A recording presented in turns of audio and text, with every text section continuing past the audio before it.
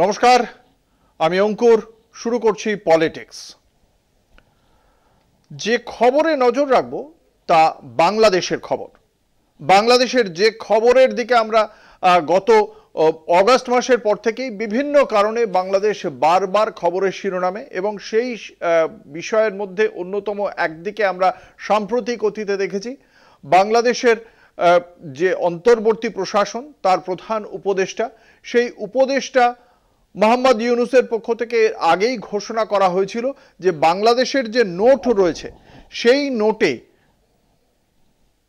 শেখ মুজিবুর রহমানের যে ছবি ছিল সেই ছবি প্রত্যাহার করছে বাংলাদেশের অন্তর্বর্তী প্রশাসন, এবং সেই ছবির বদলে অন্যান্য কয়েকটি ছবিকে আনা হয়েছে।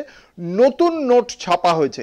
এই নতুন নোট এখনো পর্যন্ত দেশের সর্বত্র পৌঁছে দিতে পারেনি, এবং সেই পৌঁছে দিতে না পারার কারণেই পুরনো নোট এবং নতুন নোট, এই দু রকমের নোট নিয়ে দেশের সাধারণ মানুষ, শহরের মানুষ, গ্রামের মানুষ, প্রান্তিক মানুষের মধ্যে তৈরি হয়েছে একাধিক বিভ্রান্তি, প্রশ্ন, সংশয়, দ্বিধা দ্বন্দ্ব। এবং সেই দ্বিধা দ্বন্দ্ব কাটিয়ে ঠিক কিভাবে এর সমস্যার সমাধান হবে তা নিয়ে যেমন অন্তর্বর্তী প্রশাসন চিন্তা করছে, কিন্তু সমস্যাটা ঠিক কোন কোন জায়গায় রয়েছে, সেই নতুন নোটের ফলে ঠিকই কোন জায়গায় সমস্যা হচ্ছে সাধারণ মানুষের, সেই বিষয়ে বিশদে জানবো। নিউজরুম থেকে রয়েছেন আমাদের প্রতিনিধি দুর্গাদাস বন্দ্যোপাধ্যায়। সরাসরি চলে যাব তার কাছে।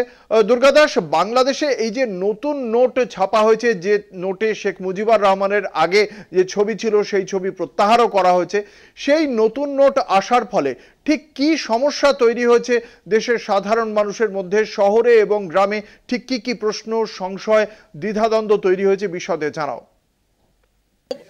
যেদিন থেকে বাংলাদেশে তত্ত্বাবধায়ক সরকার ক্ষমতায় এসেছে সেদিন থেকেই যেন বাংলাদেশের সমস্ত বিষয়ে বিতর্ক পেছু ছাড়ছে না। সেই রকমভাবে আমরা কিছুদিন আগেই এই বিষয়টা জানিয়েছিলাম যে বাংলাদেশে সামনে নতুন নোট নিয়ে আসার একটা পরিকল্পনা নেওয়া হয়েছে, এবং এই নতুন নোটে থাকবে না বঙ্গবন্ধু শেখ মুজিবুর রহমানের ছবি। এবং সেই মতোই আমরা যে ঘোষণা করেছিলাম বা আমরা যে খবর জানিয়েছিলাম, গত কয়েকদিনের মধ্যেই দেখলাম যে বাংলাদেশের বাজারে মোটামুটি 20, 50 এবং 1000 টাকার নতুন নোট, প্রায় 200 কোটি টাকা নোট বাজারে আনা হয়েছে বাংলাদেশ ব্যাংকের মাধ্যমে। 10টি ব্যাংকে এই নোট সাপ্লাই করা হয়েছে, এবং সেটা সম্পূর্ণভাবে শহর কেন্দ্রিক জায়গায় চলে গেছে। গ্রামে গঞ্জে কিন্তু এখনও নতুন যে ছাপানো নোট সেটা গিয়ে পৌঁছায়নি। এবং তোমাকে এই প্রসঙ্গে বলে রাখি, এই যে 20 টাকার নোট, সেটা দিনাজপুরের কান্তজিউয়ের হিন্দু মন্দিরের ছবি সেখানে স্থান পেয়েছে। 50 টাকার যে নোট বেরিয়েছে সেখানে দেখা যাচ্ছে আহসান মঞ্জিলের মতো মুসলিম স্থাপত্যের ছবি রয়েছে। পাশাপাশি 1000 টাকার যে নোট, বাংলাদেশের বৌদ্ধ বিহারের সেখানে ছবি স্থান পেয়েছে। আবার এটা নিয়েও কিন্তু তত্ত্বাবধায়ক সরকারের সঙ্গে যারা রয়েছে এবং পেছনে যে সমস্ত সেখানের দল রয়েছে, যারা এই মুহূর্তে তত্ত্বাবধায়ক সরকারকে পেছন দিক থেকে সমর্থন করছে, তারা আবার বিষয়টাকে ভালো চোখে দেখছে না। তাদের মধ্যে থেকে আবার বক্তব্য উঠে এসেছে যে কেন এই 20 টাকার নোটে হিন্দুদের দিনাজপুরের কান্তজিউয়ের মন্দির থাকবে, আবার 1000 টাকার নোটে বাংলাদেশের বৌদ্ধ বিহারের ছবি থাকবে। অতএব একটা বিষয় পরিষ্কার যে এক দেশ দুরকম টাকার প্যাঁচে পড়ে সাধারণ মানুষ এর নাভিশ্বাস উঠতে চলেছে, এটা বলা যায়।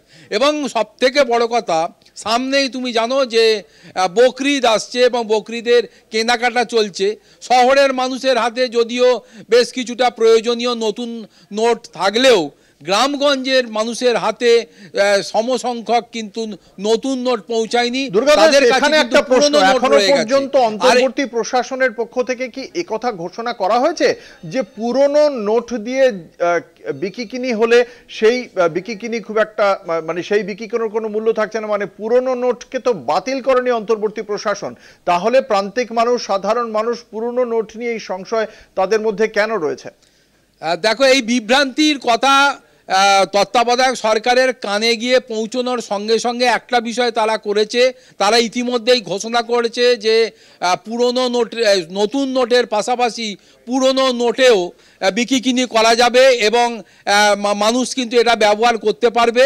এক্ষুনি এই পরিস্থিতির মধ্যে দাঁড়িয়ে বাংলাদেশ সরকার পুরাতন সমস্ত নোট তারা কিন্তু তুলে নিচ্ছে না বাজার থেকে, ফলে বাজারে যে পরিমাণ পুরাতন নোট সার্কুলেট হচ্ছে সেই সমসংখ্যক নোট যতক্ষণ না নতুন নোট সেই পরিমাণ ছাপানো হচ্ছে এবং বাংলাদেশ ব্যাংকের মাধ্যমে সেটা বাজারে আসছে, ততক্ষণ পর্যন্ত পুরনো নোট অর্থাৎ যে নোটে এখনও পর্যন্ত বঙ্গবন্ধু শেখ মুজিবুর রহমানের ছবি দেওয়া সেই পুরনো নোট চলবে। এবং এই নির্দেশ পাওয়ার পর কিছুটা হলেও যেন মনে হচ্ছে যেন স্বাভাবিক হয়েছে বিকিকিনিতে, কিন্তু প্রত্যন্ত গ্রামগঞ্জে এখনও পর্যন্ত বিভ্রান্তিটা যে যথেষ্ট রয়ে গেছে সেই খবর কিন্তু আমাদের কাছে আসছে। ফলে সামনে এই বকরিদের জন্য যে কেনাকাটা শুরু হয়েছে সেখানে অধিকাংশ সময় সাধারণ ক্রেতার সঙ্গে বিক্রেতার একটা ঝামেলা, একটা মতানৈক্য কিন্তু চলছেই, বিশেষ করে এই নতুন নোট এবং পুরাতন নোটের ব্যবহার নিয়ে। ধন্যবাদ। আমাদের সঙ্গে ছিলেন আমাদের প্রতিনিধি দুর্গাদাস বন্দ্যোপাধ্যায়। ফলে একটা বিষয় খুব স্পষ্ট যে বাংলাদেশের অন্তর্বর্তী প্রশাসন সিদ্ধান্ত নিয়ে আশ্বস্ত করার জন্য জানিয়েছে যে পুরাতন নোট বাতিল হচ্ছে না, তারপরেও এই অন্তর্বর্তী প্রশাসনের ওপর আস্থা রাখতে পারছে না বাংলাদেশের আমজনতা। ফলে অন্তর্বর্তী প্রশাসনের ওপর এই আস্থা না রাখাই এই মুহূর্তে রাজনৈতিকভাবেও যথেষ্ট অস্বস্তিতে রেখেছে মোহাম্মদ ইউনূসের সরকারকে।